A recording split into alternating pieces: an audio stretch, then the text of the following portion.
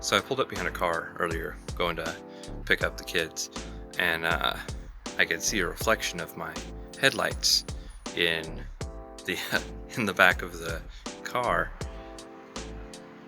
and I was so confused about what was going on because my headlights look really weird.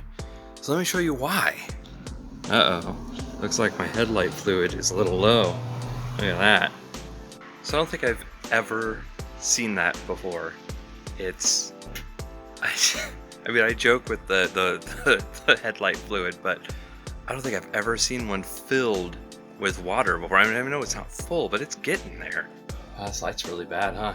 So I'm in the garage. I'm gonna replace this stupid headlight, and I figured, why not finish up the whole job and show you guys changing out the headlight on this old beater pickup. So let's change headlight.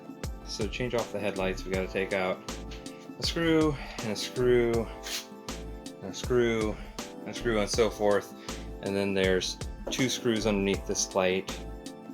So I forgot there's 3 other screws that I didn't tell you guys about. There's one like in the center of the grill, one on either side of the grill, so like on the lower half, so just pay attention like I didn't. So here's the 2 screws that are inside the running light assembly. To actually get the headlight out, there's 2 screws on the top and corresponding screws on the bottom.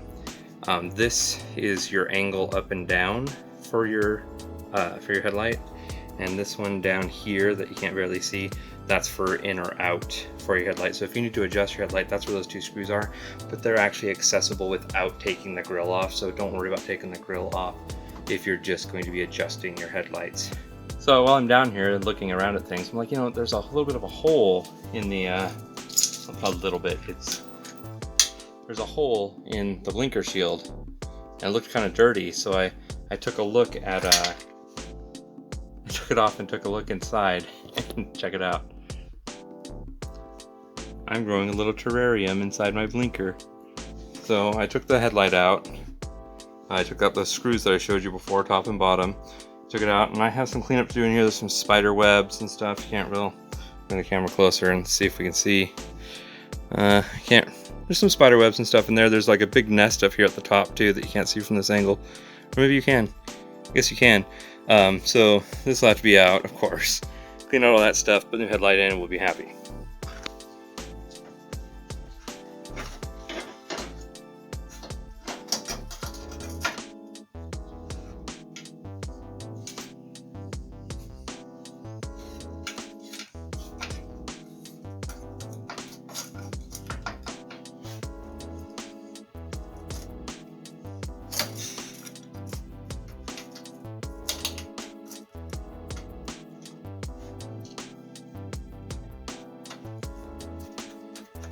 So I put the new headlight in, screwed it in. I just have to plug in the wires. I'll show you that in a second. I mean, it's plug in, plug out, it's not hard. I still have to put the grill back on. As you can see, just gonna have to fit it back up in there and screw it back in, and it'll be happy, and that'll be the end of it. Since I didn't show you guys when I took it off, because I unplugged it before we got anywhere, since it was full of water. This is just, there's a little cover on this new one to take off so that you can plug it in, but it's straight up just a little connector. It just plugs in, plugs out. Nothing to it. Okay, let's see if it worked.